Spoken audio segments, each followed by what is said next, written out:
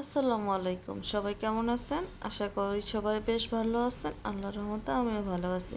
তো আমার রান্নাঘর রান্নাবান্না চ্যানেল থেকে আপনাদেরকে স্বাগতম।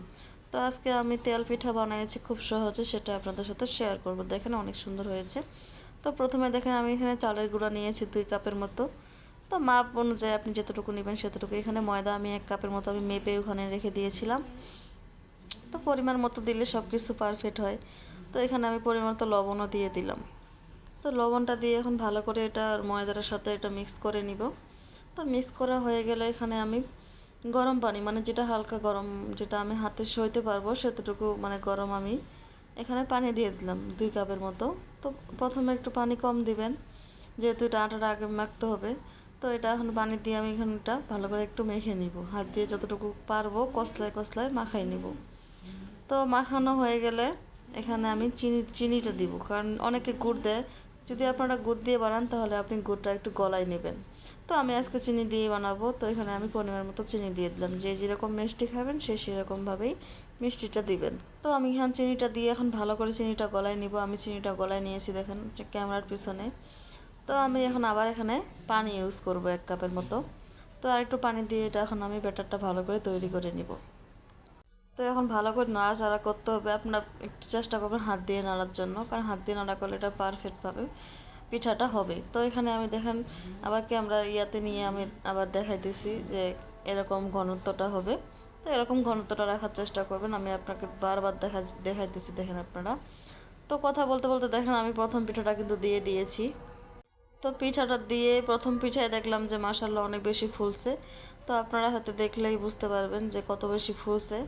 তো আপনারাও চাইলে এভাবে খুব সহজেই তেলে পিঠা বানিয়ে খেতে পারবেন। যারা নতুন বা জানেন না বা পারেন না, ফুলে না, তারা কিন্তু খুব সহজে এভাবে বানাই খেতে পারেন। তো দেখেন আমি প্রথমটা নামাই নিলাম। তো আমি এখানে মেজারমেন্ট কাপে মেপে মেপে দিতেছি। তো আপনারাও চেষ্টা করবেন যে মেজারমেন্ট কাপ দিয়ে মেপে দিতে। এটা একবারে ছোট সাইজটা আমি নিয়েছি। তো মেপে মেপে দিলে মানে পিঠাটা কিন্তু সবগুলো এক সাইজের হবে, দেখতেও ভালো লাগবে, খেতেও ভালো লাগবে। তো দেখেন আমি দ্বিতীয়টাও কিন্তু দিয়ে দিয়েছি। কি সুন্দর ফুলছে মাশাআল্লাহ, অনেক বেশি ফুলছিল। তো এখানে চিনি চিনি দিয়ে বানানোর জন্য বেশি একটা লাল করে ভাজি নাই। তো এখানে দেখেন আমি কিন্তু 2টা পিঠা বানাই ফেলছি। তো আরেকটা পিঠা দিব। তো তেলে দেওয়ার সাথে সাথে কিন্তু ফুলে উঠতেছে, খুব সুন্দর করে ফুলে উঠতেছে। তো আপনারা এরকম একটা মানে কড়াইয়ের মধ্যে, যেটা করে দেখবেন যে অনেক বেশি কালো হয়ে গেছে বা অনেক বেশি তেল তেলা, তো এরকম কড়াইয়ের মধ্যে আপনি ভাজার চেষ্টা করবেন, তাহলে নিচে লেগে যাবে না। তো আমি এই কড়াইটার মধ্যে সবসময় এই ভাজা পোড়াগুলোই করি। তো এই জন্য এটা মানে সবসময় আমার কাছে মানে ভালো লাগে বা লেগেও যায় না। তো দেখেন কথা বলতে বলতে কিন্তু আমি সব পিঠাগুলোই বানাই নিতেছি। তো আমি এখানে সব পিঠাগুলোই ভেজে নেই, তারপরে আমি আপনাদেরকে দেখাবো যে কত সুন্দর হয়েছে। তো দেখেন আমি এখানে সিরো দেখাবো ইনশাল্লাহ। তো আপনারা দেখেন যে কত সুন্দর মাশাআল্লাহ ফুলছে। আপনারাও চাইলে কিন্তু খুব সহজে এভাবে বানাই খেতে পারেন, যারা বানাইতে পারেন না এখনও। তো খুব সহজ, কিন্তু খুবই সহজ। আমি খুব সহজভাবে দেখানোর চেষ্টা করেছি। তো দেখেন কি সুন্দর ফুলছে আর কি নরম তুলতুলো হয়েছে।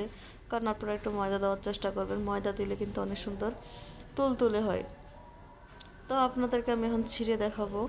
এই দেখেন ভিতরে কিন্তু কোনো জমাট বেঁধে নেই বা যে সিদ্ধ হয়ে গেছে, কিন্তু কাঁচা নেই। তো আপনারা দেখলে হয়তো বুঝতে পারতেছেন অনেক বেশি সফট হয়েছে। আর খাওয়ার পর তো অনেক বেশি মজা লাগছিল। তো ভিডিওটা ভয়েস দেওয়ার সময় কিন্তু আমার মনে হইতেছে যে আবার বানাই খাই। তো আপনারা চাইলে কিন্তু এভাবে বানাই খেতে পারেন খুবই সহজে, খুবই সহজে। আমি খুবই সহজভাবে দেখাই দিয়েছি। অনেক বেশি গরম ছিল, তারপরে আমি আপনাদেরকে ভেঙে দেখালাম। হ্যাঁ, তো ভালো থাকবেন।